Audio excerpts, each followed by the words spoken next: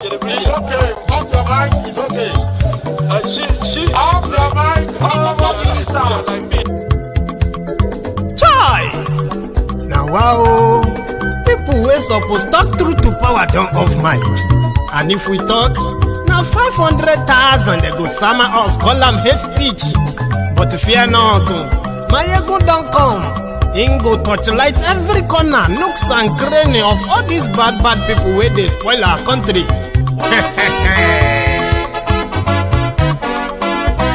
So my people make we laugh, oh, yo. Maiyegun don't come, oh, yo. My people make we shout, oh, yo. Maiyegun don't come, oh, yo. Maiyegun don't come, man of the masses, oh, yo. Maiyegun don't come, oh, yo. Maiyegun diary politico, oh, yo. Maiyegun don't come, oh, yo. This one not the off in mind. Oh, yo. Maiyegun don't come, oh, yo. And in the touchlight every corner. Oh, yo. Maiyegun don't come, oh, yo. Okay, some people be they holla say they want the power. Chai. Them be promise us say we go get light and power. Nah. Them hustle sote they can't get the power. But now they know they do anything with the power. Every day, dollar just they get the higher power over naira. See them talk say make we off mind. But thank God say Maiyegun don't come. So my people make you laugh, oh, yo. Maiyegun don't come, oh, yo. My people make we shout, oh, yo. Maiyegun.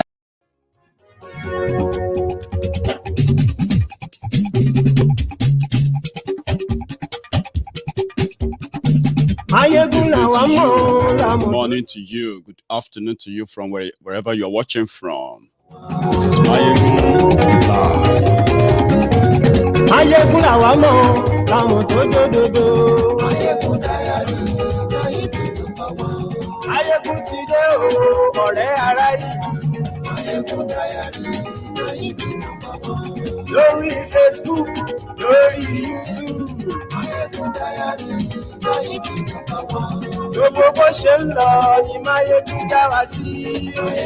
Share the broadcast. Invite your friends. Invite your not so friendly friends. Tell them Maiyegun is live.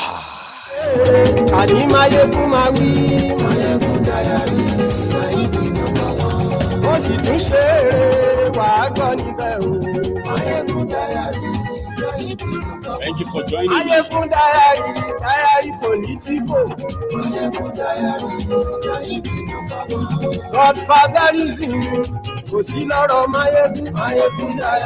So let us give a caveat. This broadcast is not to defend the criminality and other allegation against Diezani. It is in fact to expose further the charade behind the whole news every time. If you have the time, you can stay back and enjoy this.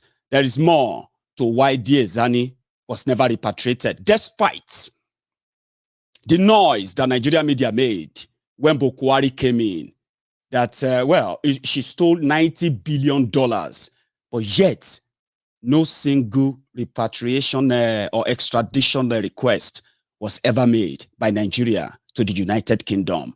You get to know.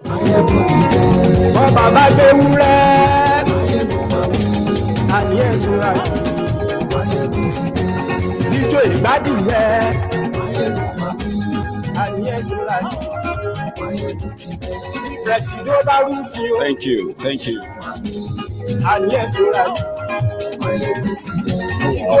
Let's get into the movie because it is going to be interesting. Tonight, share the broadcast.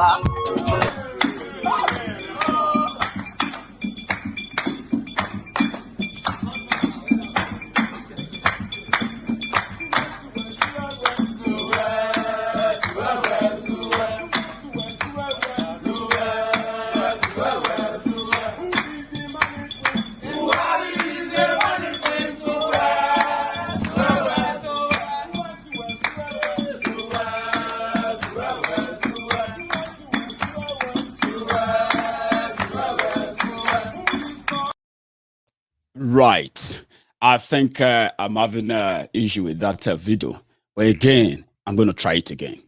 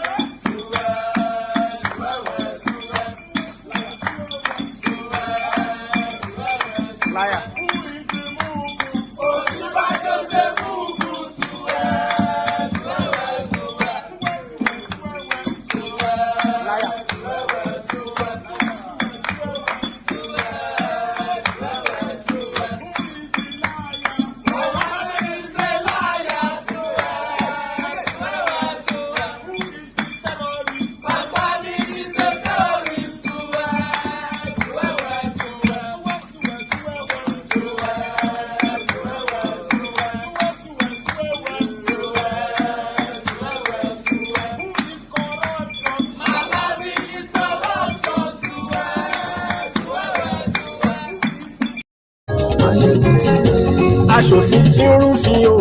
Maiyegun mami. Ayé ẹ̀sùn láti. Maiyegun ti dé.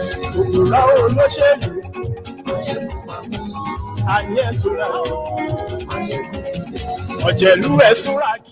Thank you very much for joining me tonight. Good evening to you. Good morning to you. Good afternoon to you from wherever you are watching from, because this is Maiyegun Live. You have been reading about the sale of Diezani's seized properties. Good news, you probably will call it. But there is more to this that you should know, especially from how it all started, how they changed the narrative, how they used media trial to keep Diezani safe, despite all the Buhari and gang told you. They wrecked Nigeria. They left nothing. They stole everything, according to these criminals that have now done worse to you. First, they said, Goodluck Jonathan and his wife were under investigation for corruption. And in fact, immediately Buhari should go into, get to power,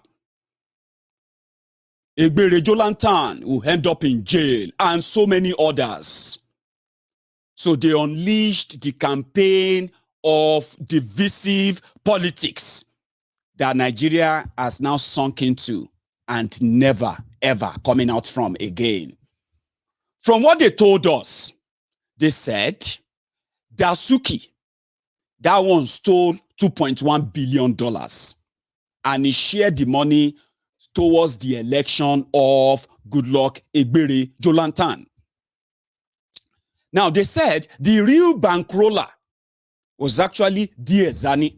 And true to it, by the way, Diezani used that office, right, to be the biggest thief that you would ever come across, yeah? At least somebody who come from Niger Delta.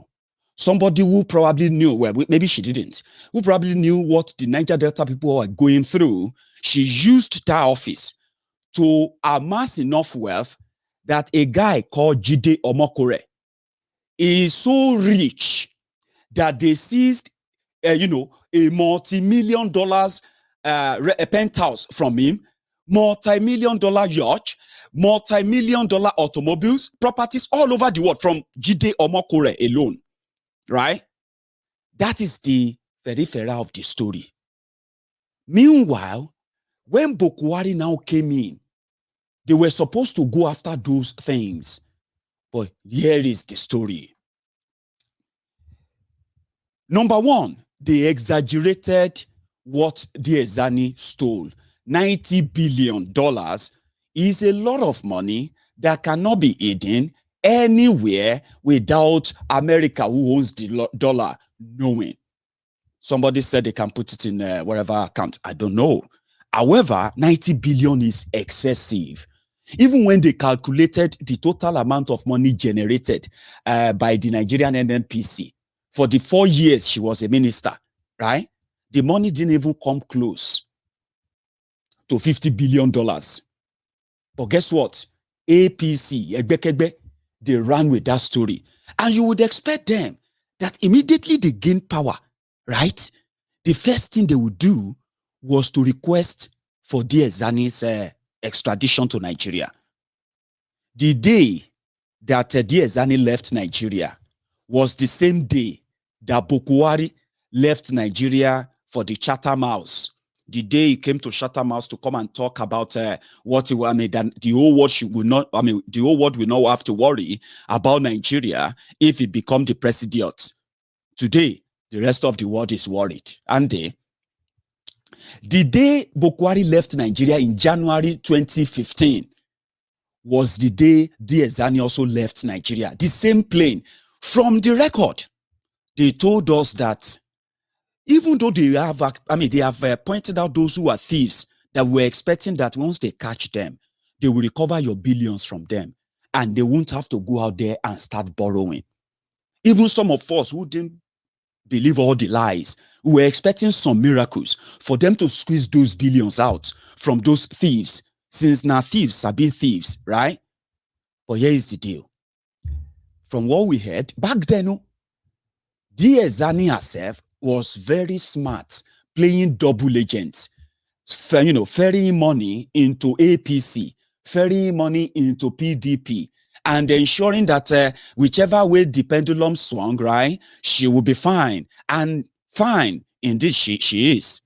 So she left Nigeria before the end of Jonathan's government, and she's been in the UK since then. Back in Nigeria, the media continue to awash the space. Continue to awash the space with, Diezani, if you see how much she sold, Buhari is going to get every penny back. Then, when they were not delivering, they started saying corruption was fighting back. How many of you remember that time, 2016, when these Buhari idiots were telling us that the reason why hunger is in the land, the reason why people are criticizing Buhari that there's no job, there's no money, blah, blah, blah, blah, blah, was because PDP stole all the money. And the people who benefited from the money, they are now hungry. And that is why corruption is fighting back. That was what they told you. Remember that period? This is what they did not tell you. When Buhari finally appointed his ministers, and they gave Malami the portfolio of Ministry of Justice as the Attorney General of the Federation, you know what the guy did? Because all these cases of investigation for corruption, for fraud, EFCC work, everything, before they go and do anything, they have to pass it through the office of the Attorney General. So Malami coming in, inheriting the pool of corruption sustained by PDP for 16 years, rather for them to give what they promised the Mumadus, the Bele lecturers, the Mumu lecturers, the Buhari idiots, Malami opened shop on the whole business. And this is what happened. Let's start with Diezani. There were already investigations, according to them, EFCC investigation, trying to find all the stolen money, including the ones they used in buying properties in Abuja and in Lagos, Port Harcourt, everywhere. They have all the data. They just need, as Nigeria is structured, no organ of government is independent, and none of them. What happened is that they pretend to outside. So the Attorney General, if he has interest in any case, he can make that case disappear without it going to court at all, or at the end of the day, module it up in a way that that person will just walk free. So when you come in with Mr. Corruption, Mr. Anti-Corruption, Buhari, somebody who came in not to fight corruption, right? Not to condone corruption. Malami, the Attorney General, who received all the documents. First, he checked all the properties traced to Diezani. And that was where Magu Looter Krook MLK, you remember him too? That was the guy that was with the document on Diezani.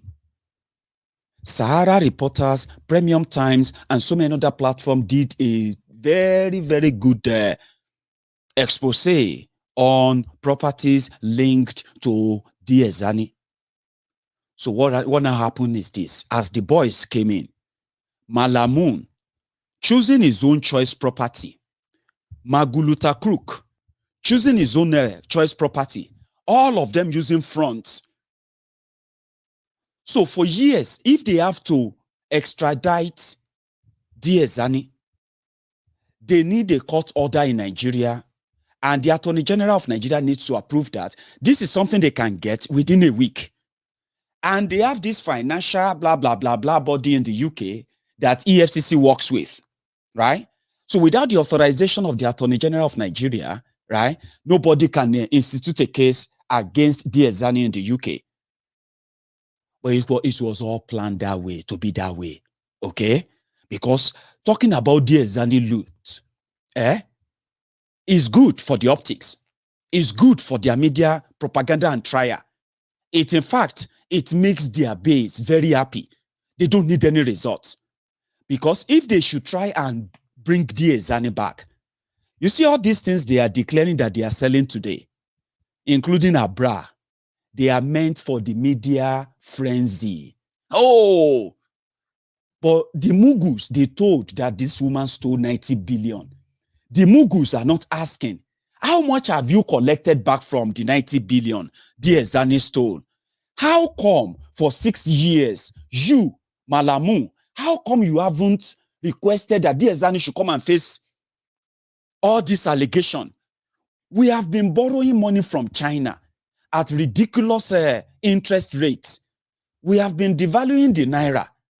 Naira has become so useless. The standard of living has collapsed in Nigeria because of all these borrowings. Yeah?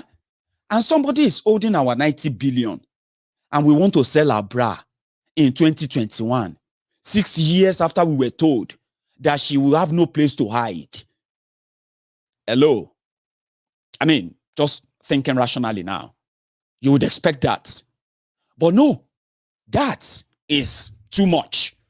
Ask them how much from the $90 billion allegedly stolen by Diezani, how much of that billion have they collected back? You see, Malami and Magu Looter Krook, they later clashed because Magu Looter Krook, who has the old data, who is the one who is calling all the banks, checking how much money they have, the properties they have in Nigeria, the ones they have abroad. In America, Jide Omokore and co, they have forfeited all their properties to American governments. In a plea bargain, they call it plea bargaining. They are guilty, they agree that they are guilty. The money stolen from Nigeria through the office of Diezani, Minister of Petroleum, in 5 years, made Jide Omokore multi-billionaire who has no business, just errand boy for Diezani. All the properties traced to him, they have been confiscated in America. That's the one America found. What about the ones the rest of the world don't know about? So I am saying that if Buhari genuinely came to help you, I'm still giving you example on Diezani now. I still have several examples of this Malami. This Malami criminal who ordinarily should be in jail is the one interpreting your law. Do you now see why the quota system of a thing is actually the Nigeria's doom? Ask, how come they haven't requested in 6 years? There is no single record from Nigeria to the UK, asking that Diezani should return to Nigeria and answer all questions against her, and asked them in 6 years, before they decided to now sell her bra, her pants, her waistliner, her waist trainer, her trainers, her jewelries, her this and that, before they choose to sell them, where is the 90 billion? How much have Malami and co collected back? Zilch. They have collected back zilch. Nada. Because what happened is that the properties they can grab, they have grabbed them.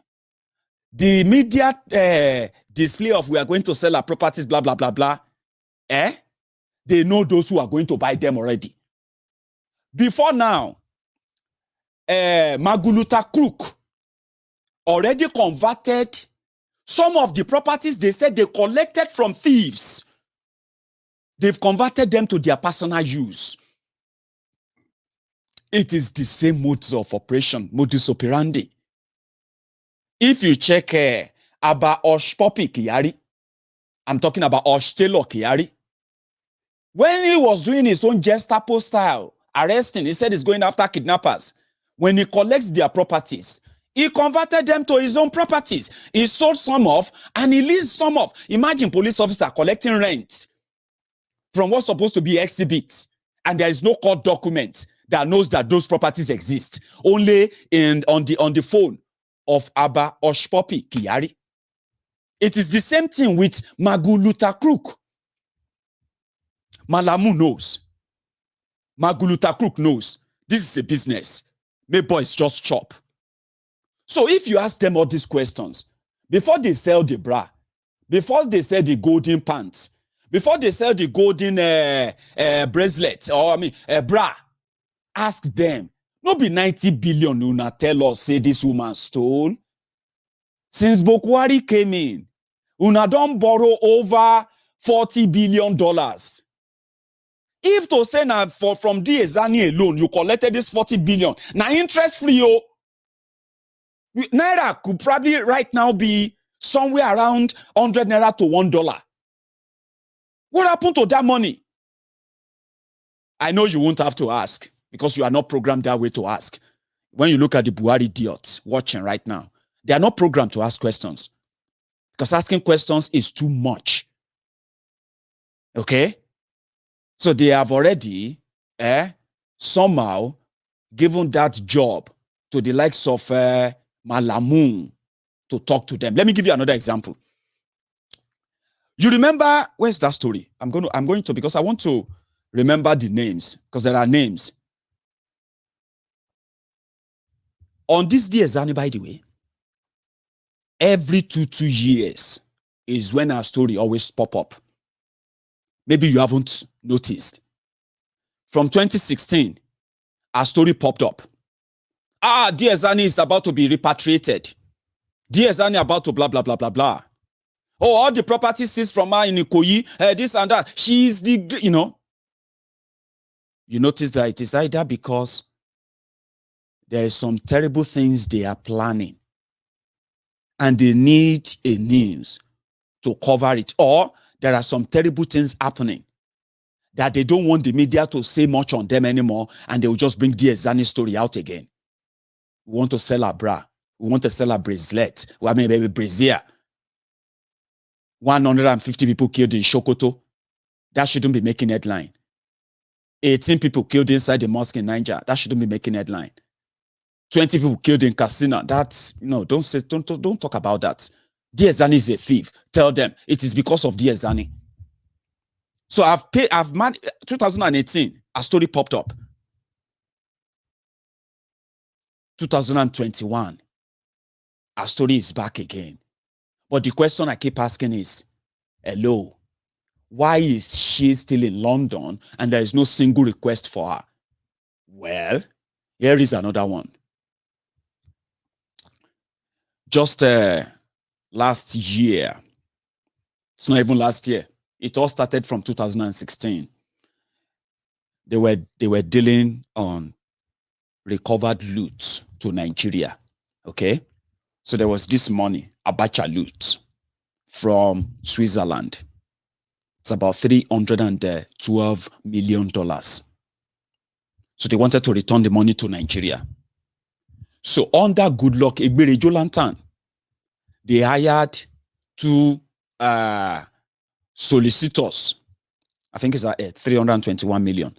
So they hired, they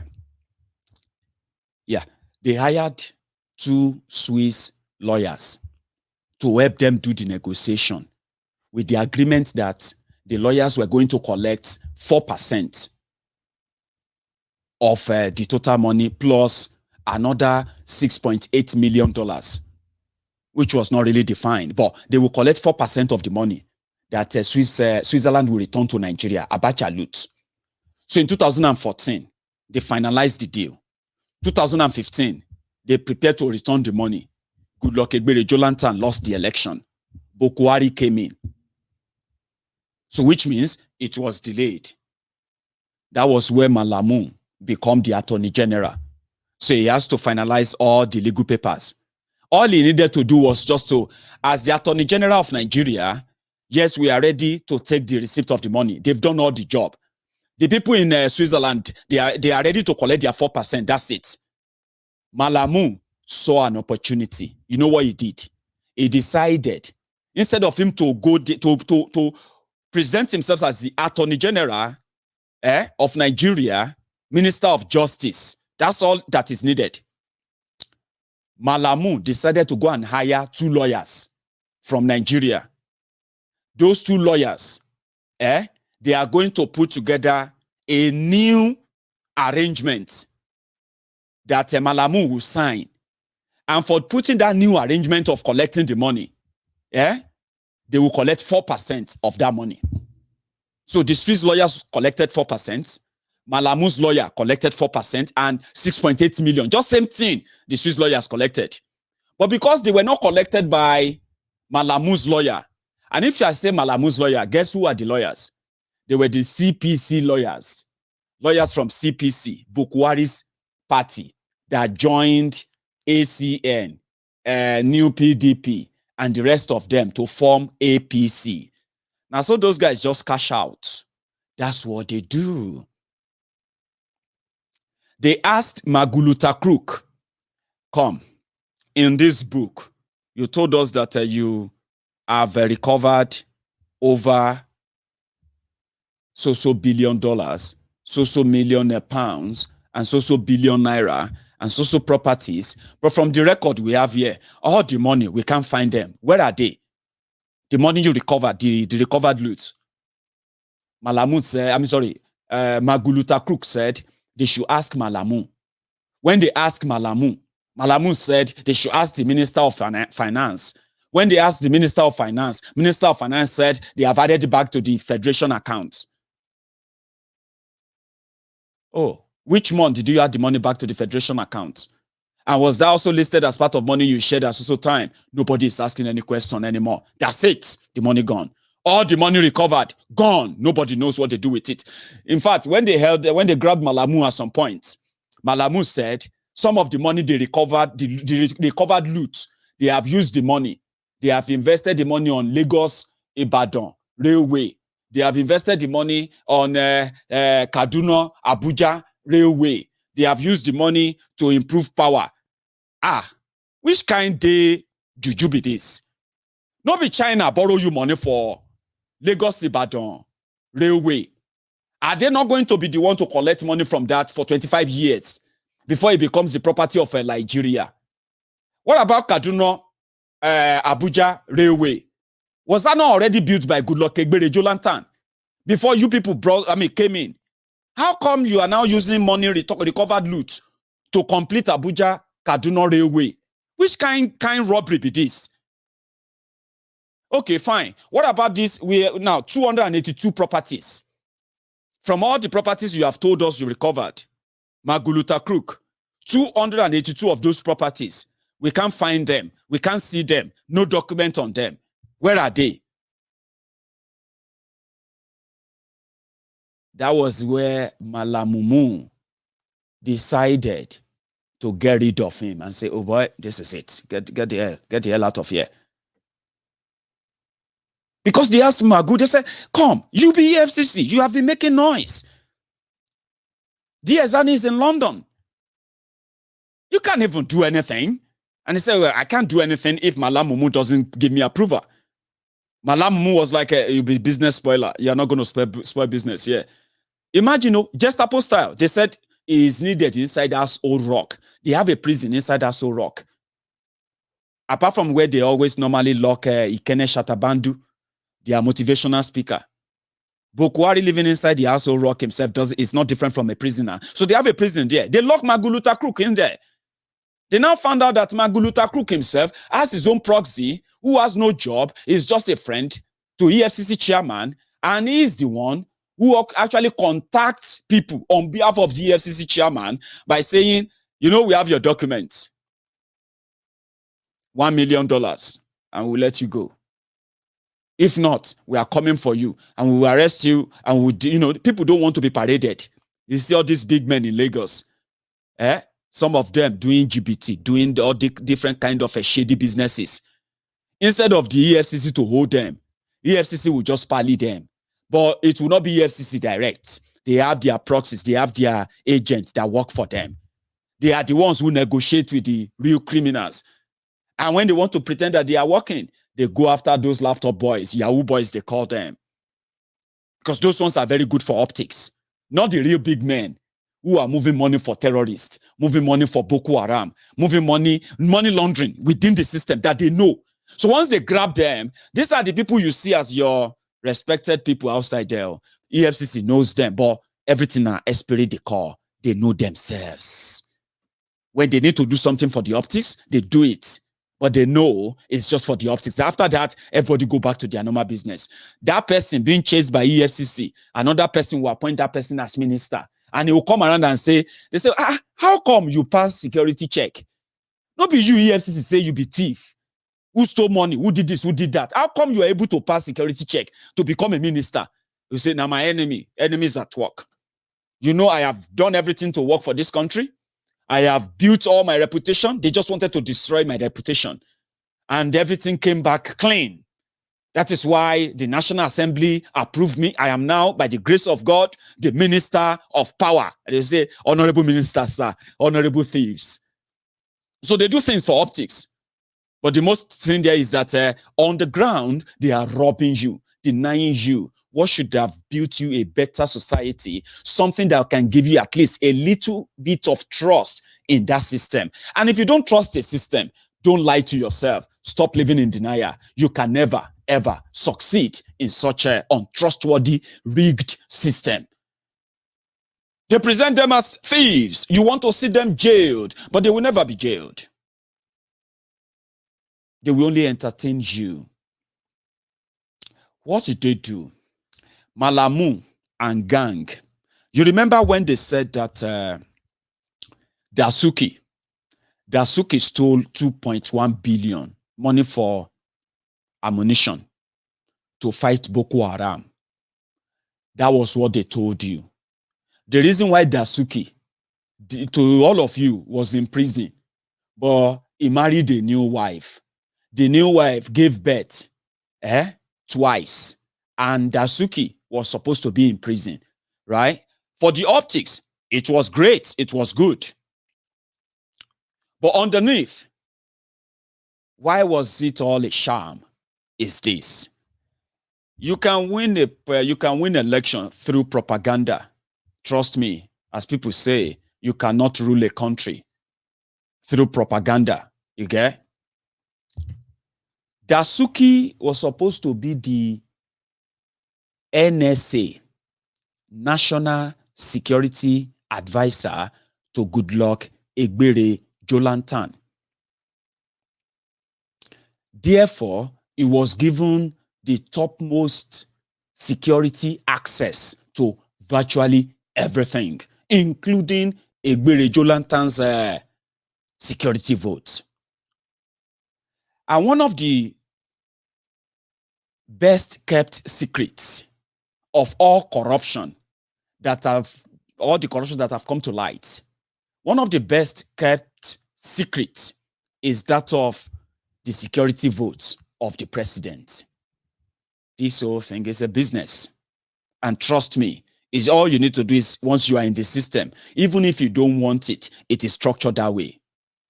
Nobody knows how much Buhari is collecting every month for security votes. And in their constitution, which is actually unconstitutional, they keep saying in the constitution, security vote. I am still asking those who are Nigerian lawyers to tell us where in that constitution it says security votes or the money voted for security to the office of any office holder in Nigeria cannot be accounted for. They can use it forever they want. Politicians told us, and me and you, we believe that. They said security votes cannot be disclosed and nobody can hold them responsible. So how do they get better security votes? Is when there is no security, Abby. So nobody actually knows how much the president of Nigeria is collecting every month because of all this insecurity in Nigeria. If a state governor is deducting 500 million a month, 600 million a month, some of them deducting up to 1 billion a month, before they pay salary, pay anybody, they deduct their own security vote. They call it security vote. This is the money they share to police, chiefs, military chiefs, and all of them as a form of a monthly bribery. So that if they need them to come and crush the people complaining about Fulani terrorists, they won't even ask any question. There will be guns, there will be bullets to shoot you, but there will be no bullets to fight those who are trying to kill you when you need help. Security votes. That is why nobody is asking questions. Security votes is shared to the point that even Bale, local government area chairman, they collect security votes every month. And he shared the money to the same security guys around him. Not to protect, not to provide security, not to buy intelligence or not to buy weapons or anything. Just bribe them. Now security vote, nobody they account for them. But nobody has ever asked, how much do you think the president of Nigeria is collecting as a security vote? So we later found out that Dasuki was the one managing the security votes for Jonathan and for Jolantan. We don't know who is managing Buhari's security votes right now. We don't know how much Jonathan collected for the whole 5 years. We don't know how much Buhari has collected for the whole 60 years. You just know that the budget for the defense is in trillions. And rather than for it to end terrorism, it has in fact escalated it.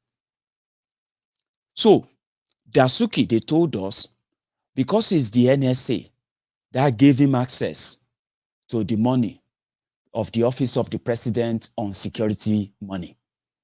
Instead of them to now use that security money to possibly help, which is in itself, why do you have to take some money and put it aside when you have a country and you have a budget for everything? Why do you have to take some money and give it to somebody and say for security votes so that he can use at his own discretion? Anyway, they said the money now $1 billion. And it was domiciled inside the Central Bank of Nigeria. So this money, only 2 people will approve money from that account: the president and the National Security Advisor. When APC, Egbekegbe, came in and they grabbed Dasuki for the optic for the media trial, they told all of you the reason why the people of northeast of Nigeria were killed and many of them displaced by Boko Haram was because the money meant for ammunition were shared for election. 2015 election came, and Dasuki having access to that money on the authorization of Goodluck Egbere Jolantan, Dasuki became the Father Christmas that APC Egbekegbe came to expose and tell us about. But that's all they wanted us to know. Last, all na lamba. No be so? What happened? They grabbed Dasuki. But Dasuki that was said to have stole or shared $2.1 billion. They gave us the names of those who collected the money and how much. That was where the former PDP spokesperson, Olisa Metu, collected 450 million naira for Jonathan's election, which is pretty much like for the campaign. That was when your man, Femi Foni Kayode, for Food Kayode, also got his own contract from Dasuki. And according to what we were told, he also collected almost around 4 billion for that election. Well, also, they told us that when it came to Ekiti election, when they used a plane to ferry money from Central Bank of Nigeria down to Ondo, then with bullion vans, security guided, straight down to Ekiti to bring Fayose in, APC told us. But there are other things they didn't tell you. And I think I should tell you. The reason why all of us have said, listen, if you continue to indulge them, you are going to wake up one day to the reality, and it will be too late. It will be too late to go back. So if you know why, if you know what they are doing and where this is headed, maybe, just maybe, you can join the right cause and call for the breakup of Nigeria. The future is dead and done for. There's something they didn't tell you. And in fact, there are many things they didn't tell you about Dasuki. Dasuki couldn't have signed out money without the approval of Jonathan. But with the deal they made with Jonathan and his wife and some few other people around him, they can only keep Dasuki. Not just that.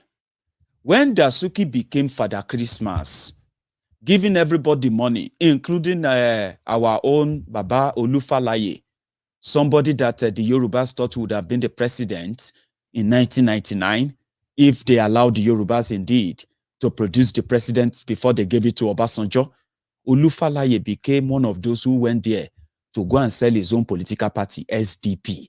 SDP of MKO. Olufalaye went there and collected 100 million to work for PDP, right?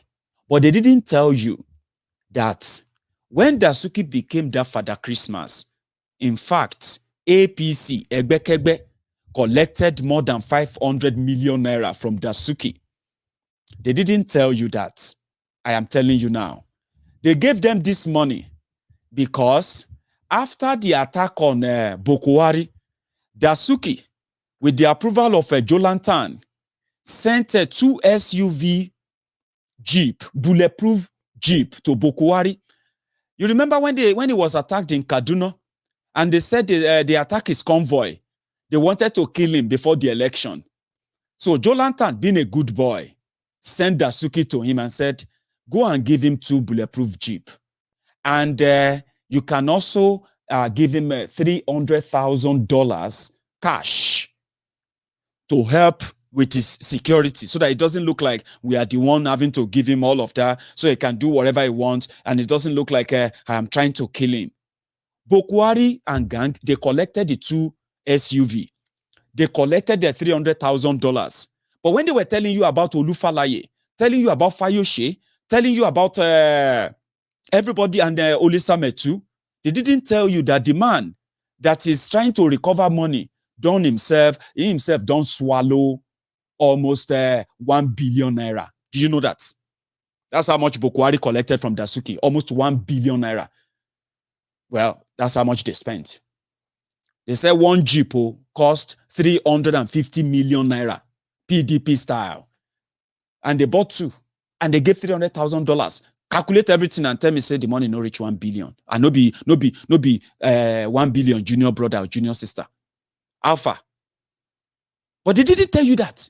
Another thing they didn't tell you was that the money was not coming from thin air. The money was being provided by Central Bank of Nigeria. And guess who was the governor of Central Bank of Nigeria under Goodluck Egbere Jonathan? Guess. Do you remember? No, it's not Sanusi. That's not Sanusi. Sanusi was kicked out. But who was the one giving the money to Dasuki? Emefiole. The Mr. Inira. Have you heard about their new one now? They call it inira, enaira, inira, enaira. I'm coming to that one. The money was not coming from the blues. All the money they were giving to these people, they were sharing. Obanikoro was the junior minister for defense. Obanikoro was using the military, was using the air force to ferry money all over Nigeria. Guys, because he was sent on that errand. He didn't steal the money. They drove into Central Bank. They get money from Emefiole. So when they picked up Dasuki, they kept Emefiole. Like, this guy go be genius. This Emefiole go be genius. He go be a very good genius guy that will help us too. And indeed, in 6 years, Emefiole helped them to sink Nigeria. You can pretend for all you like. That is your own cup of tea. They kept him. They did not question him that, you central bank governor, how were you releasing money like that? Did you try to stop it? Yusuf, oh yeah, pick him, arrest him. They no arrest him. They keep him. They said that Suki stole money for weapons. But the person that signed and said, yes, we received weapons, bought by Goodluck Egbere, Jolantan's government. That person, his name is Buratai the Butcher. Buratai was not a butcher then. He was the keeper of the weapons of butchery. He was the man with the keys to the house where they were keeping weapons of mass killings. And he approved. He said they bought the weapons. Like I told you, now everybody, they make their own money, business. As Dasuki, they sign papers, say then they buy weapons. And the Nigerian soldiers are complaining that they are not paid. Some of them dropping their fake gun and running away from Boko Haram. Embarrassingly. We didn't know that these guys were smiling to the bank. Maybe the first gun runner in Nigeria was actually Buratai. Because before now, we didn't have all these massive terrorists in Nigeria. As much as we knew about Boko Haram, in 6 years, the person that was signing then that Dasuki was buying weapons under PDP, and they now said, no, Dasuki did not buy weapons, he stole the money. The person signing the paper, they did not arrest him. Buratai, they promoted him. And that was when he started working with stick. And he became a butcher. And suddenly, different terrorist organizations just pop up with different sophisticated weapons, carrying out the unbelievable attacks. When Chibok happened, people said, this is unbelievable. This is unprecedented. This is unimaginable. Then, Kangara happened. Kajuru happened. What do you call it? Kankara, Kagara, Kajuru. And we started seeing mass school kidnappings. We started seeing different terrorist organizations. Maybe Buratai the Butcher was actually a gun runner, selling the weapons of Nigeria to terrorists. And when he was using the proceeds, the money, to buy properties abroad, this guy, under PDP, he bought 2 big, massive properties in Dubai for his 2 wives and 1 shopping complex. This is no joke. It's actually there. And he did not deny. Well, you may, oh, are you there, Maiyegun? I am saying it to you now. Buratai the Butcher did not deny. He said he is a rich man, a rich soldier. And he made his money from selling snake venom. Snake venom. Oh boy. Suddenly, the people that now realize that, so this person served them be thieves. When all of us, they chase PDP, they think say they chase PDP. So they replace thieves with a terrorist. When soldier get money, buy properties for Abuja, for Dubai. Hey, selling snake. Which get, where, people, they ask, but instead of them to ask questions, they started saying, My friend, do you know how much it costs to buy 2 kg of snake venom? Go and Google it. $75,000. Say, okay. Okay. I didn't know that. Even a spoon of snake venom. Do you know what they use snake venom for? We should be grateful that we have a soldier that is so productive. Hey, way. This Buhari titis, this state of mental disorder, this state of madness, a depot, because I have seen it firsthand. They started defending it. Oh boy, now so myself go Google, can't they Google snake venom? How much is snake venom? Hey, wait to, if I want to buy a cup of snake venom, how much? Go and Google it. Oh boy, now money. Oh. So there is this money spinning snake venom farm, snake farm in Borono, where Boko Haram rules. And Buratai the butcher that's where it come from. And nobody knows about this. Jesus, born again, you know, sin a lie, Abi. You're going to believe it if you have actually been under the spell of the Buhari titis. And you've suffered Buhari titis for so long, you probably believe that. Just the same thing that you will believe the $90 billion stolen by Diezani. And today you cannot even ask them, how much have they recovered? How much are they giving you back? So they promoted him. Buhari kept his own money. Dasuki kept meeting his wife. And Boko Haram continued to flourish. Metamorphosed into Fulani terrorism. And you have seen them. You have seen it all.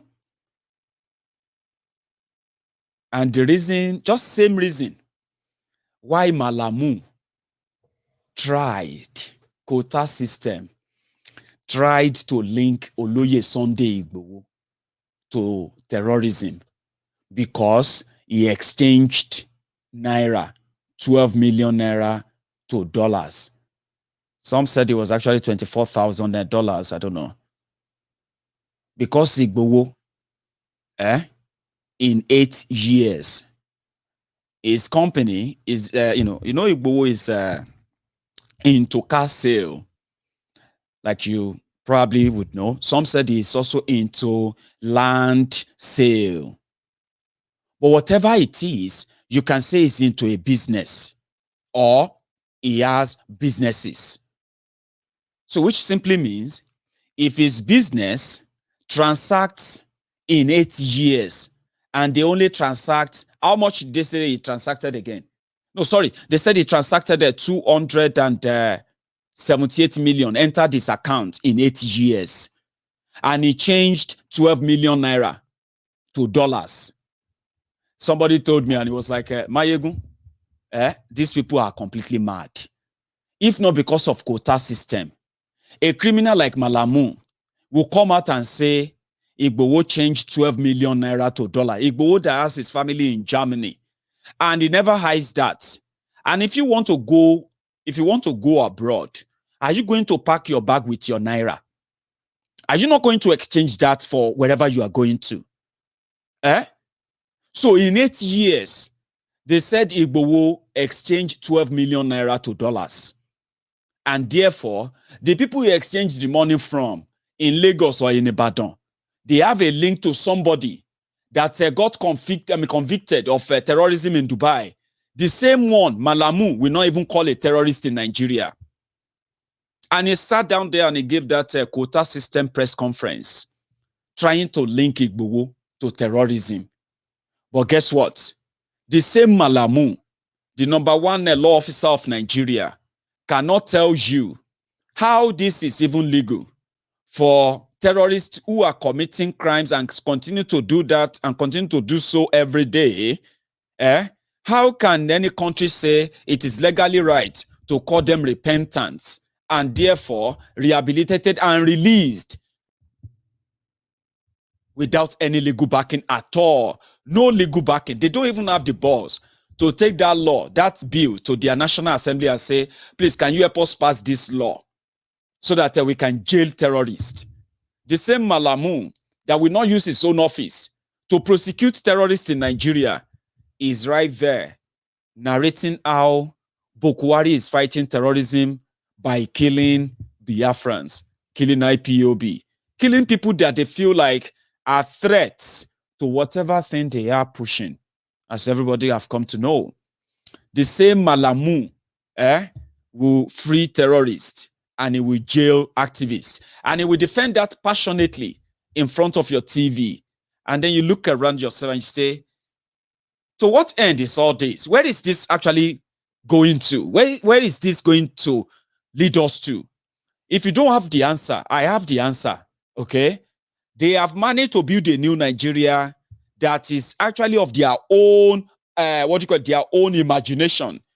And they need the rest of you to live in that world, whether you like it or not. And of course, we are not going to like it. Of course, we are going to push it back.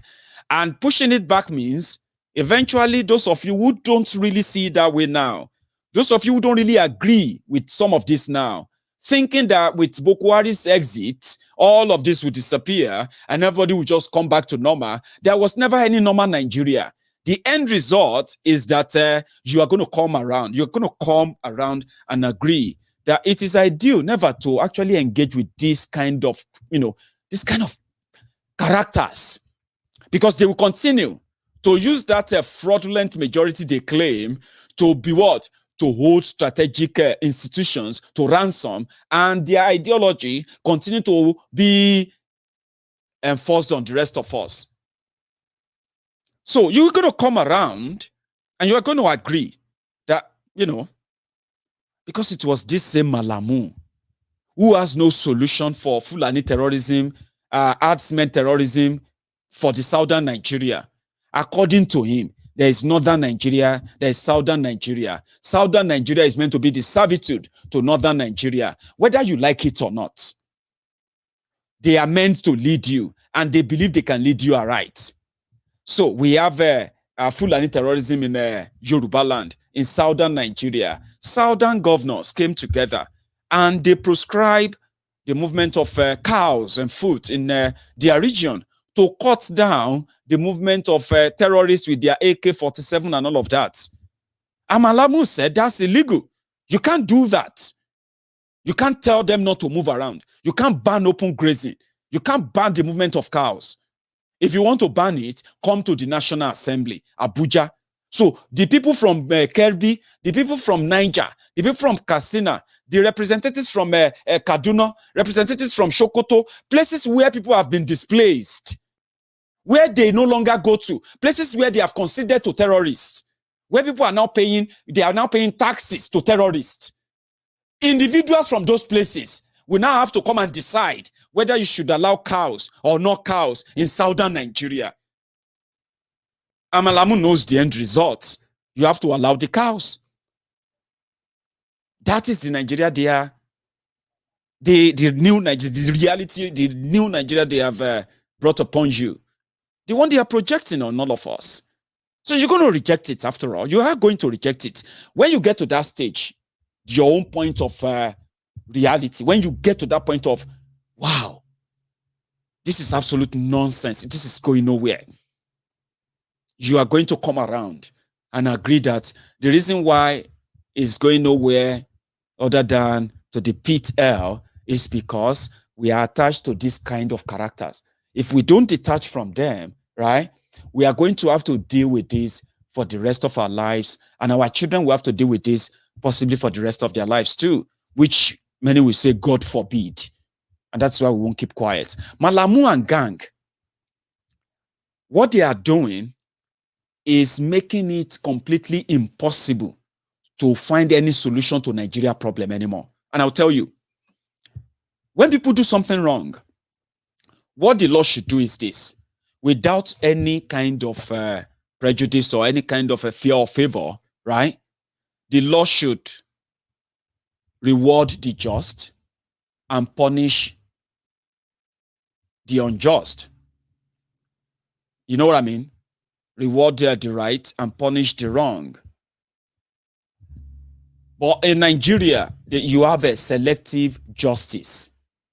And wherever you have selective justice, that means you have no justice. And when there is no justice, there is never, ever going to be any unity. The likes of Malami and the kind of Nigeria they are projecting is a two Nigeria with two laws. And you have to know your place. When I say know your place, Malami and gang, they know that if a government decide to pardon terrorists or cover terrorists, it is never going to end terrorism. It is going to embolden it. And when terrorism is emboldened and spread, it actually destroys every economic fabric of that area, community, or even country. In the case of Nigeria. So if you shield terrorists and they were never punished, right? And they are being rewarded with money and freedom.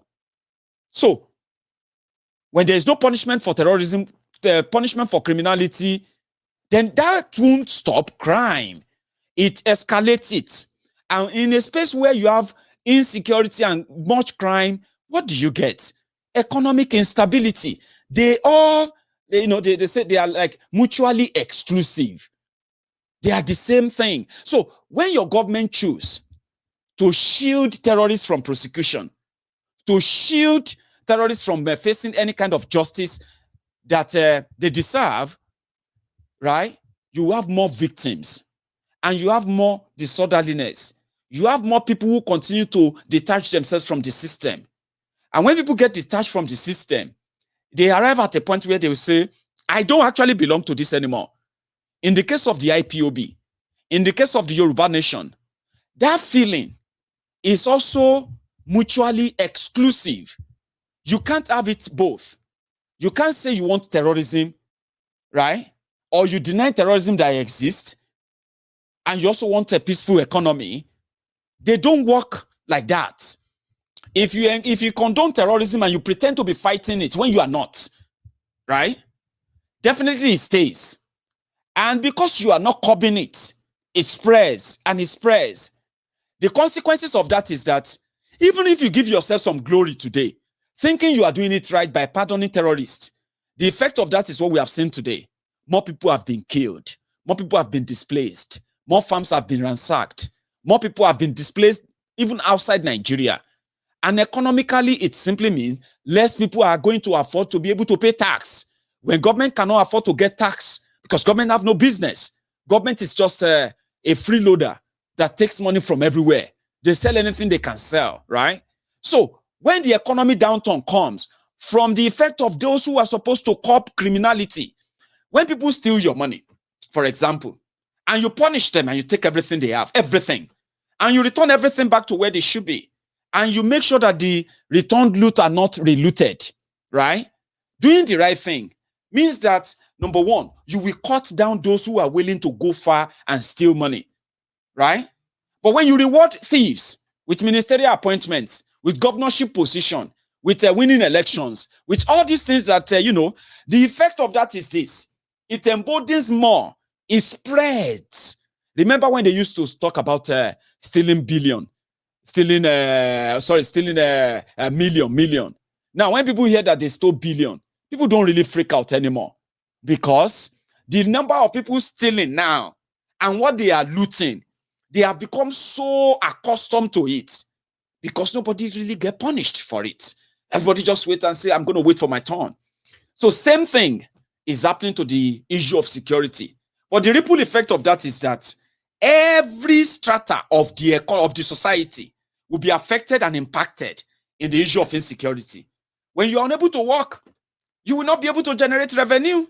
If the government doesn't, if the people don't work, government don't get money. That's it.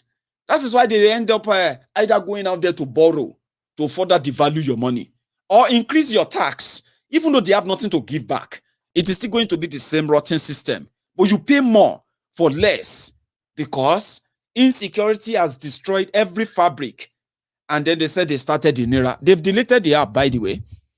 To those of you who have downloaded the inira, it's a fraud. It is pretty much like you opening your GTB account, okay? So on your GTB account, Now you go to GTB app and you log in into your account. And then you see your money, 1.2 million naira, 1.2 million naira, 35 kobo. You see it in digital form. It doesn't weigh anything. It doesn't mean anything than 1.2 million naira. Okay? So it's not like a coin or like they say, a Dogecoin, cryptocurrencies and all of that. No, it has no value. It's if you go now and say, I want to join enaira, yeah, and you will go and open the app on your phone and you decide to set it up. Once you finish setting it up and you put money there, right? Let's say you put 1 million naira there. You will see your 1 million naira there. So they now said they were going to be able to use the inira to trade with other currencies like the other cryptocurrencies. But it's actually the same 1 naira you have in your GTB bank that you now have on the inira app. Okay? But guess what? Now, Bobo, do you know those they are actually targeting? Now, me and you, all of us, where they live for diaspora. You know, say me and you no get naira.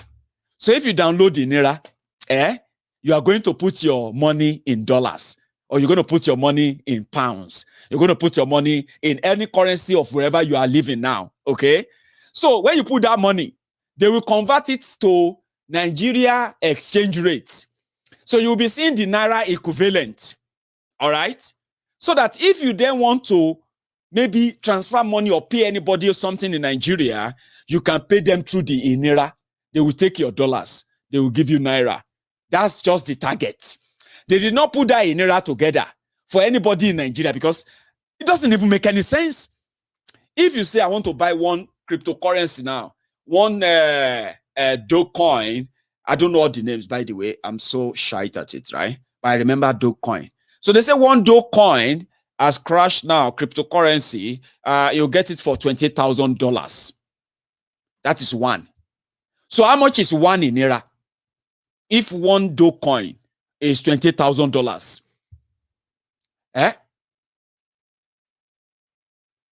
how much is one inira? 1 naira. I be $20,000. Now GPT. I no be economist though, but when I see fraud, I can sense it from far. And this evening, they said their Google Play, they have deleted the app because it's like they don't understand it too. They've deleted the inira app. So I also read it somewhere that these same fraudulent people, they are planning to go and borrow $200 million to buy mosquito nets for Nigerians so that they can stop malaria. Nigeria, they will go and borrow 200 million. How much is mosquito net in the market now, by the way, since the naira is what it is now? I read it somewhere, they said a mosquito net in Nigeria is about 950 naira. Let's say 1,000 naira. If your 1 naira to, if your dollar, if your naira is 570 naira to $1, let's even say it is 500 naira to $1. That means $2 will buy you one mosquito net. Now let's use that $2 in the $200 million they want to borrow. Divide it by that. How much? That means they will be buying 100 million mosquito nets. I think I did right. Tell me. I'm going to read my comments. I think I'm getting better in my mathematics when they are not having any extra. Because, $2 will be 1,000 naira. So let's say you buy one mosquito net for 1,000 naira. Yeah? Since they want to borrow 200 million, for you to know how much that will buy for them in the market, tell me. Yes. I was right. You don't know how that feels. I'm so terrible in mathematics. I'm so terrible in add-on and all of that. And when you say I was right, that's good. The children are watching, and it's not good that, Uncle Maiyegun does not know maths. Uncle Maiyegun doesn't know maths. So let me say it again confidently. $200 million they want to borrow. So when you buy a mosquito net in Nigeria, it is $2, which is 1,000 naira. So if you now divide 200 million by 2, you will get 100 million. That means they want to borrow $200 million to buy 100 million mosquito nets. You dey laugh. That's how brazen and how ridiculous these people are. You get what I mean now? It is the same thing. Let me tell you another one. Switzerland, they returned Abacha loot. Are you with me? They returned 1.4 or 1.2 billion Abacha loot. When Nigeria collected that money, they gave part of the money to Pastor Ruga, Ikene Shatabandu, and they said he should start sharing the money as trader money, market money, to lift 10 million people out of poverty. Then they now went back, they now wrote a loan request to borrow to borrow 350 million from World Bank to fight polio.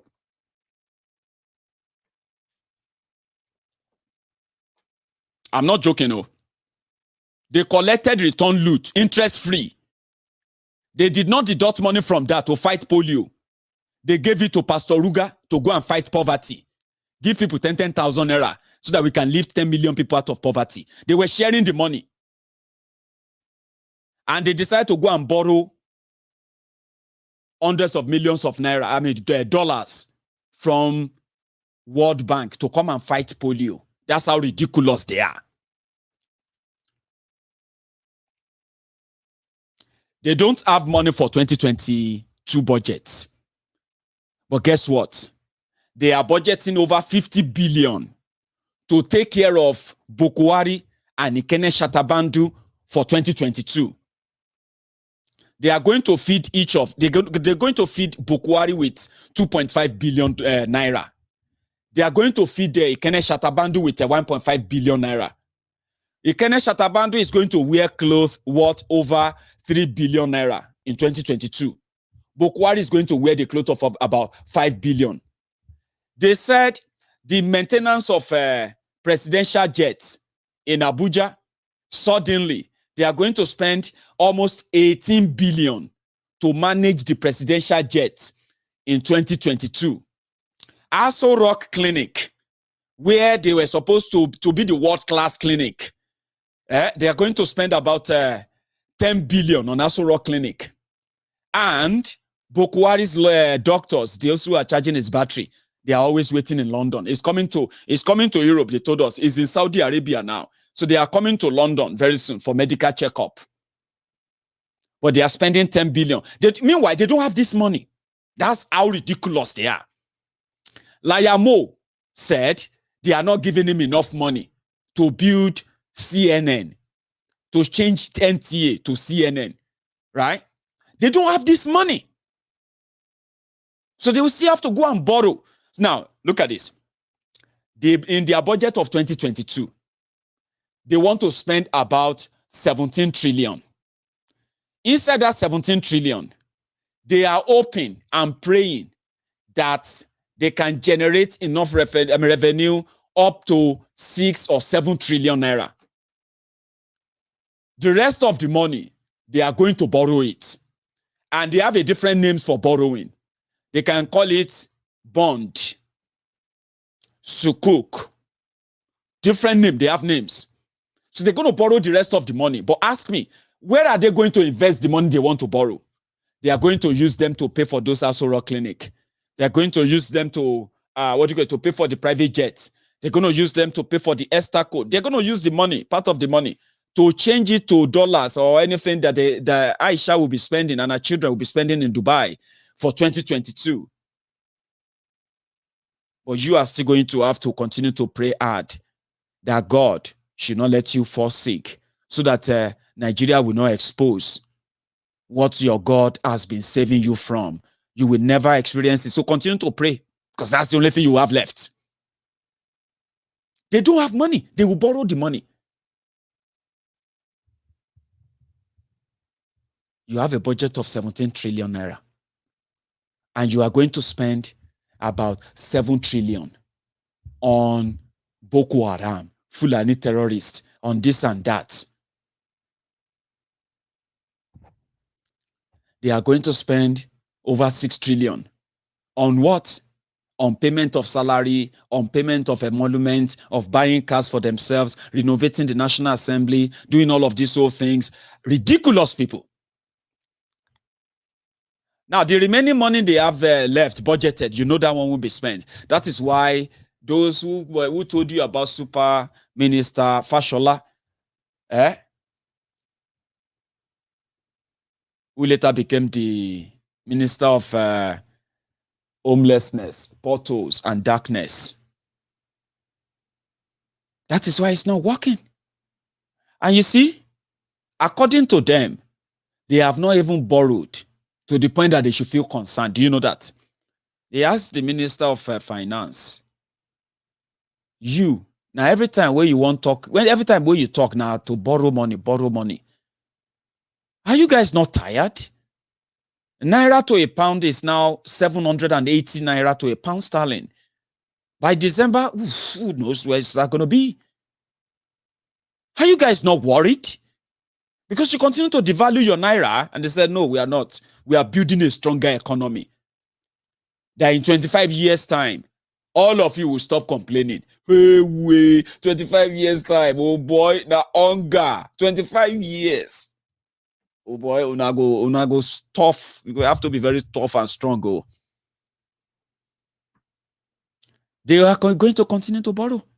You're going to wake up by December and you're going to see that a naira to a pound sterling is now 800 naira or 850 naira. You wake up in January, February, by the time you get to the time they will begin to actually steal more for their bogus election, then you probably will be getting your dollar for 1,000 pounds, 1,000 naira to a pound. That means if I'm holding 1,000 pounds, that will automatically give me 1 million naira. So if I have 10,000 pounds, I think that will automatically give me 10 million naira. Oh boy, I will just be millionaire overnight if I have 1,000 pounds. Well, to me, that feels that's a lot of money. But you know, to you, it will take away your jobs. It will take away your businesses. It will take away almost all your savings. And at the end of the day, when you look back, you're going to remember what Maiyegun told you about economic jihad. The one that they fight you without guns, without anything, where they steal from you without touching you, and you feel it. You watch your savings, you watch your investment, you watch everything disappear right before your eyes. You become a struggler. That was not what it was 5 years or 6 years ago, was it? I'm just trying to remind you to tell you how much they touch you, how much they affect you without touching you. Get what I mean now? So, Malami and gang asked them about your 90 billion. Maybe that can actually repay back some of the loan, and your naira can be better, and your jobs can be back. I mean, real job, not the servitude one of Vuvuzela one. One of the guys who took a decision today that we should also mention is the governor of Benue State, Ortom. Ortom came out and he signed an amended law into a new law in Benue State.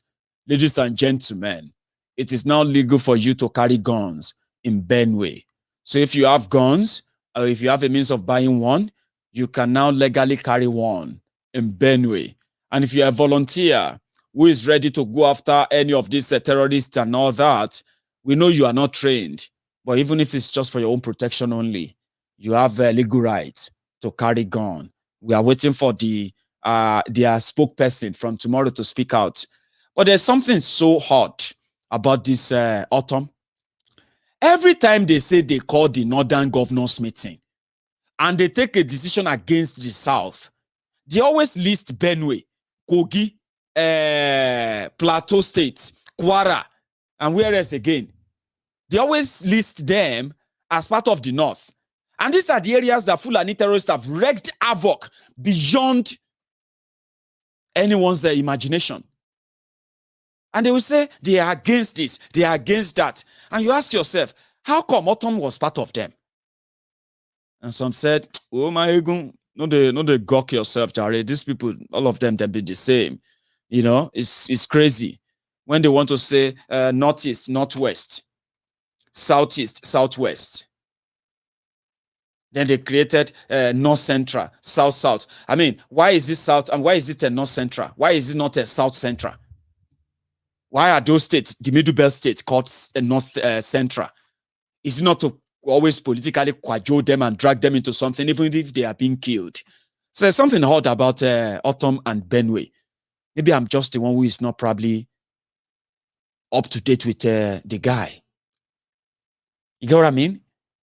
He's out there, he's outspoken, he's there talking about what they are facing in Benue, how much Buhari is complicit and all of that. But when they come together as their northern governor nonsense, Plateau State Governor, Dalong, what is that his name? He's there. Lalong or something. The governor of Kwara State is there. The governor of Kogi is there as north. Is Kogi northern Nigeria? The governor of Benue, they will list them there. And you ask yourself, which one is which? Well, anyway, the guy don't sign it into law. It will take another person to implement it anyway. But the fact that he said you can carry your gun is good enough for those who have been asking. Let us stop talking. We'll defend ourselves. We asked those southern governors too. Maybe you should do that. If they won't let you get Amotekun to do their job, if they won't let ESN do their job, maybe you should all give us a gun license. You know what I'm talking about? The legality to carry gun in Yoruba land and defend ourselves. That won't be too much to ask for. Or is it going to be too much to ask for? So the Yoruba governors, you are watching, give us the license, give us the approval, make the law. People will go get they go pay you. You'll make a lot of money from granting license to people because a lot of people will get their license so that if any Fulani paraded anyhow, these are the guys who are actually, they don't have any. See, let me tell you something, right? Let me tell you something. If you notice how these Fulani, Boko Haram, those ones are not hiding. Are you with me?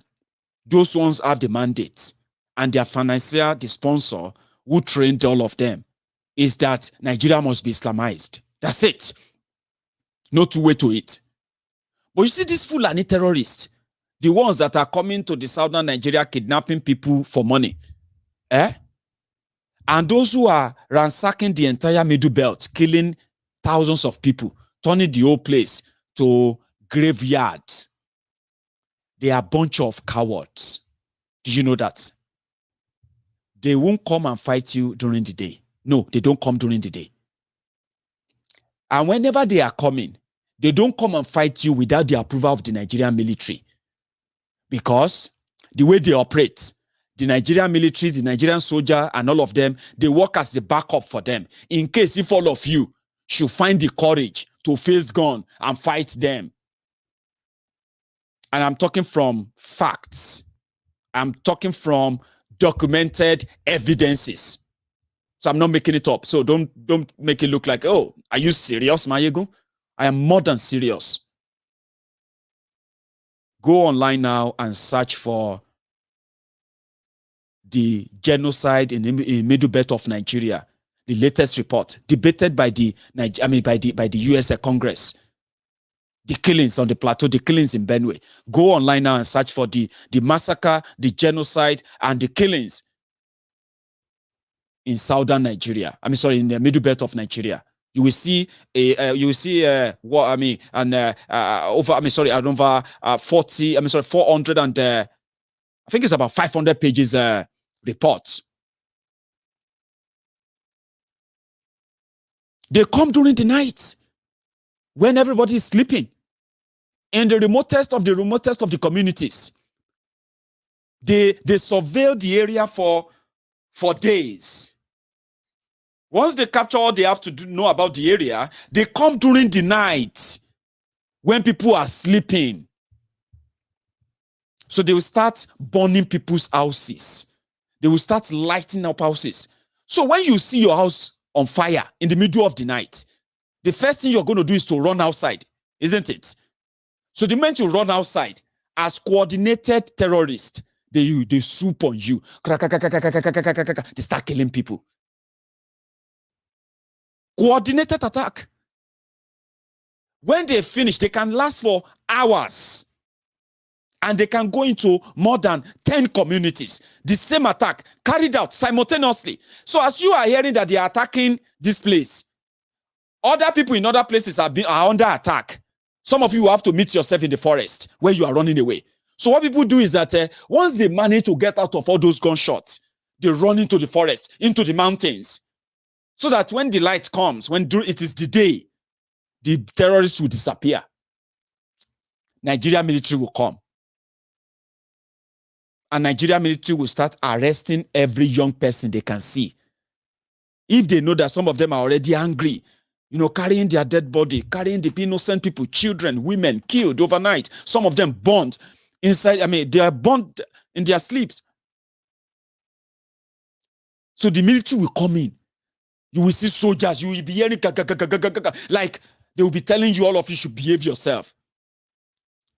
So if any of you try to group together and say you want to protest or anything, they will shoot and kill all of you or arrest them as those who are causing problems.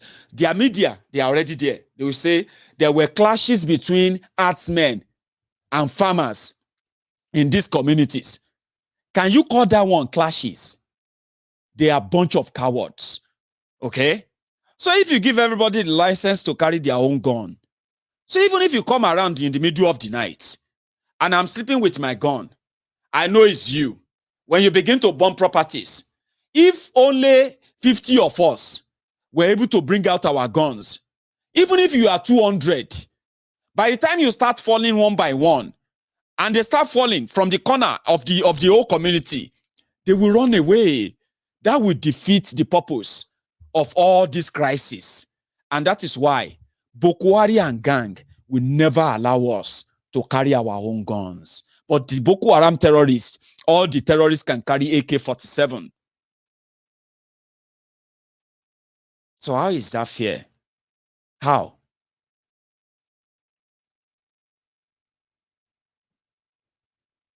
So imagine, if they come in the middle of the night and all of us carry out our guns, we are going to die anyway.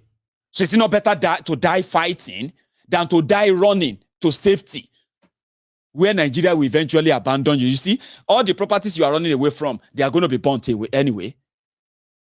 And with what they are doing, maybe last, you're going to come back to your community. They have renamed it and they have called it a Fulani settlement, True Ruga arrangement, national livestock, water resources bill, and every other thing that gave them the right to own that everything you own. So if we are going to die, we should just die fighting.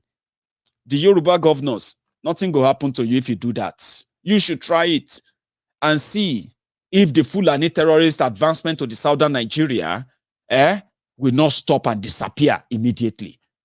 License the guns so that those who have the license. Stop telling us that it will end up in the hands of criminals. I beg you, the real criminals are the Nigerian police force that are going to be selling police guns to criminals.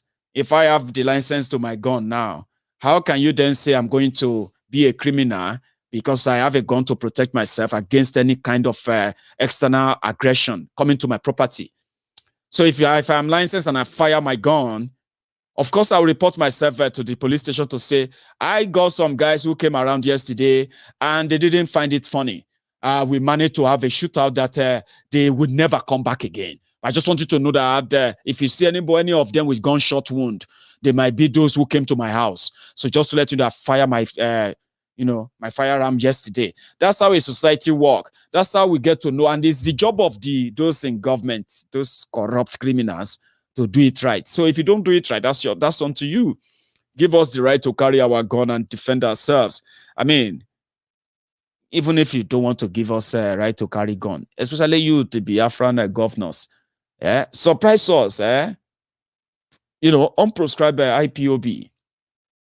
Give ESN the authorization to go ahead and be the security force in Igbo land and see how everything will turn around. And I mean it. See how everything will turn around. The reason why some of you are working under the current arrangement is because of the compromise they have on all of you. All die, not die. If you don't do it now, we are going to possibly read about you when you become a victim of what you are trying to hide from the people. I decided to say this today because the actions of these criminals, they have consequences. And I am somebody who always believe that there is always a consequence or consequences for every of our action. So if you are old enough to be responsible for your own action, at the same time, let those who claim to represent you speak for you. Knows that they should be responsible for their own actions, or you should be responsible for the consequences of it, because the fact that they are playing you enough, that Buhari And Diezani is what all of you want to talk about. The Buhari idiot. You were told that corruption was fighting back when you brought in corruption in there. I mean, that's going to be another chapter for a whole episode in another day if we begin to talk about this corruption and these corrupt criminals that continue to play with your emotion. I don't know how deep you are into this, but with Malami and co, trust me, you shouldn't call anybody Mumu this time around. Trust me, because these are career criminals the consequences of their actions are what you are facing in Nigeria today. And the more you indulge them, the longer, even worse, it's going to become. But again, I am not here to judge you or tell you what to do. I've just told you, probably you should not expect too much. And if you are one of those who are not expecting too much from them, join the gang of the rebel. Those who have said enough, we are tired of hearing all these stories. Can we just have our own country? Can't we just go on there and push for a referendum? Join us. Now, number we never get. If we have enough number, we can get rid of these guys overnight. And because you have not joined us yet, because you believe maybe we are wrong, look around you, right? We are the only people who actually love Nigeria. Do you know that? All of us asking that Nigeria should come to the table and discuss how to peacefully break up, so that all these headaches, all this quota system, all this division, all this profiling, and all the manner of madness that Nigeria has brought to us, we can divide them and we can begin to treat them by ourselves in our way. I mean, we are the friends of Nigeria. Look at those criminals who are presenting themselves, who have the opportunity of making your lives better, so that somebody like myself will not be able to ask you, what is your gain? What is the reason why you want Nigeria to remain? Somebody like me won't have anything to say if these guys actually love Nigeria and they are doing the right thing to that country. I'm talking about if they are really patriotic and they indeed love that country. You don't treat something you love like that. If you love something, you will care for it. If you love someone, you will care for them. You will protect them. If they are hot, you are hot. You feel bad when something terrible happened to them. But look at these criminals. They are those who are committing the terrible things. They don't love the country. They have no interest of it at that. All their actions shows that they will always have an alternative. If they don't have the properties they bought abroad with your money, they also already have a place booked for them elsewhere in all part of the world. And it's just going to be a flick before they find themselves there. So they are ready to loot and steal and destroy everything in that place for whatever comfort they can buy elsewhere. You have nowhere to go. You have nowhere else to go to. They continue to tell you that because you have nowhere else to go to, you should not listen to people who said, of course you have somewhere to go to. And that is a country that is yours. A place where a Malamu will not be the one telling you what is right or wrong, lawfully and legally anywhere. Because look at it this way. Look at him. So those who stole from you and those who believe that your healthcare system is not good enough for them, your education system is not good enough for their children, your Nigerian make cars are not really good for them, except the one they have to steal your money and exchange to go and import for themselves. Those who felt like, no matter how much you try, Nigeria can't build any refinery, except if Nigeria actually buy the fuel elsewhere and put you under this immense economic pressure that seems to be like endless. Seems to be like something that will never end. Now, if they love you, what would it take them to invest the money they are stealing from you in that same place. Build your electricity, build a good transportation system, a very good healthcare system, a good education system, a good security system, a working economy that you don't have to be the best in the world, but something that gives you a dignified a life, a dignified life, something that people can say you are human, be treated like one. A society that doesn't treat you like an animal, treat you like you are a commoner, or you are just like many Nigerians. That's not too much to ask for. And this can only be granted if these guys are not sabotaging you, are not looting and stealing from you, are not shortchanging you for their own selfish and immediate gain. They don't love the place. We don't just ask you to ask rightly that you want to be able to decide how you are governed, not with these bullets and guns. We are the people who believe that the bloodshed can stop if those who are milking from it no longer have such power or control. And Nigeria is their enterprise. It is a bloodbath. It's the whole history about Nigeria is of blood and blood and blood of innocent people slaughtered, killed, just to keep one fake country together. And through that blood, these guys make all the money and power they think they have. So if you break Nigeria, you will save a lot of lives. You will save a lot of lives. No joke. But you will come around again. Let Malami and co. Let them enjoy the moment. We're keeping the record. I'm going to see you some other time. If you haven't really liked the video, you should like the video or share it if you haven't. And if you are just joining me, remember, you can watch all over again. This is where I'm going to draw the curtains. I'll see you some other time. And good night to everyone.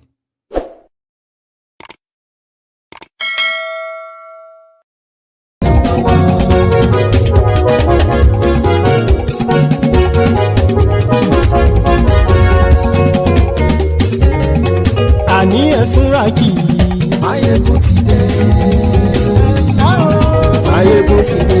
Ọ̀jẹ̀lú esunraki Maiyegun ti dé. Ani esunraki Maiyegun ti dé. Lórí Facebook Maiyegun ti dé. Ani esunraki Maiyegun ti dé. Lórí YouTube Maiyegun ti dé. Ani esunraki Maiyegun ti dé. Bọ́ bàbá gbé wúrẹ́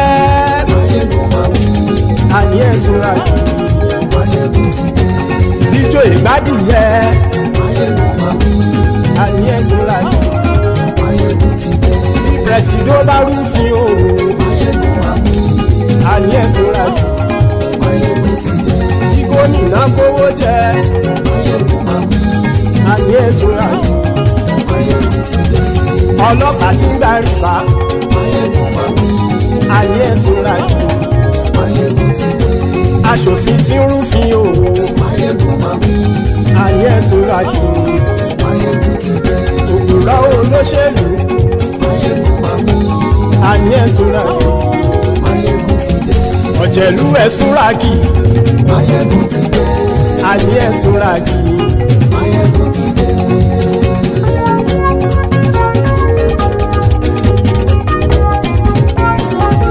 Maiyegun ti dé. Gbogbo ọ̀jẹ̀lú esunraki. Maiyegun ti dé. Gbogbo ọ̀jẹ̀lú esunraki. Ṣùgbọ́n ní bá ti ṣe èyí tó yẹ kí wọ́n ṣe, ọmọ bá dèrò ní fi wọ́n níran o. Maiyegun ti dé. Gbogbo ọ̀jẹ̀lú esunraki. Maiyegun ti dé. Gbogbo ọ̀jẹ̀lú esunraki. Ṣùgbọ́n ní bá ti ṣe èyí tó yẹ kí wọ́n ṣe, ọmọ bá dèrò ní fi wọ́n níran. Wọ́n fowó bẹ́ẹ̀ o, Maiyegun ó sọ pé wọ́n ò bẹ́ẹ̀. Wọ́n fowó bẹ́ẹ̀, Maiyegun ó sọ pé wọ́n ò bẹ́ẹ̀. Oníkan ṣáàtì ṣe èyí tó yẹ kí wọ́n ṣe, fáwọn ará ìlú tó gbé wọn débẹ̀ o. Maiyegun ti dé gbogbo ọ̀jẹ̀lú ẹ̀ súnra kì. Maiyegun ti dé gbogbo ọ̀jẹ̀lú ẹ̀ súnra kì. Ṣùgbọ́n ní má ti ṣe yìí tó yẹ kí wọ́n ṣe ọmọ bá dẹ́rọ̀ ò ní fi wọ́n níran. Kì máa yí ṣe eré ọ̀rọ̀ yìí kì í ṣe ẹ̀fẹ̀. Kì máa yí ṣe eré ọ̀rọ̀ yìí kì í ṣe ẹ̀fẹ̀.